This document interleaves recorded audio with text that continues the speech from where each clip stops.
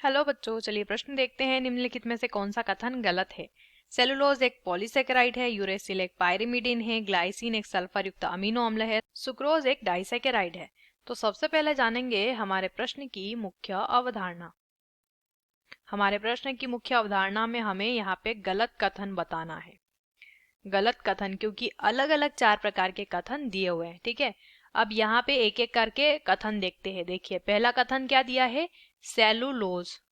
Cellulose जो होता है ये एक पॉलीसेकेराइड है, पॉलीसेकेराइड है। ठीक है, अब जो हमारा सेलुलोज होता है ये एक प्रकार का पॉलीसेकेराइड है। पॉलीसेकेराइड किसके अंतर्गत आते हैं, कार्बोहाइड्रेट के अंदर। ठीक है, और ये जो हमारा कार्बोहाइड्रेट सेल्यूलोज होता है, ठीक है, ये एक प्रकार का पॉलीसेकेराइड होता है।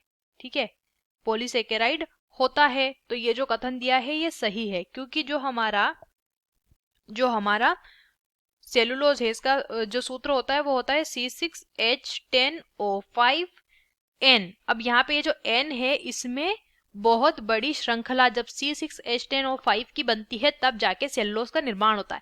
और इस प्रकार से कई सारे हमारा सेकेराइड यानी कार्बोहाइड्रेट मिलकर जब एक श्रृंखला बनाता है तो उसी को पॉलीसेकेराइड कहते हैं। तो पहला कथन तो सही दिया है। दूसरा दिया है यूरेसिल एक पायरिमिडीन है।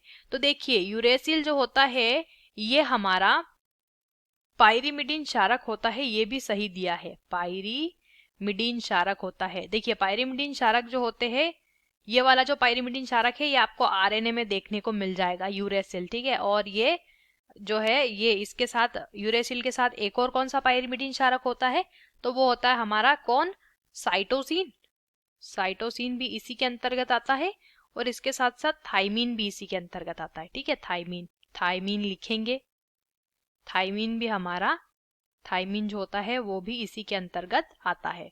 अगला कथन क्या दिया है, तीसरा कथन दिया है ग्लाइसिन एक सल्फर युक्त अमीनो अम्ल है।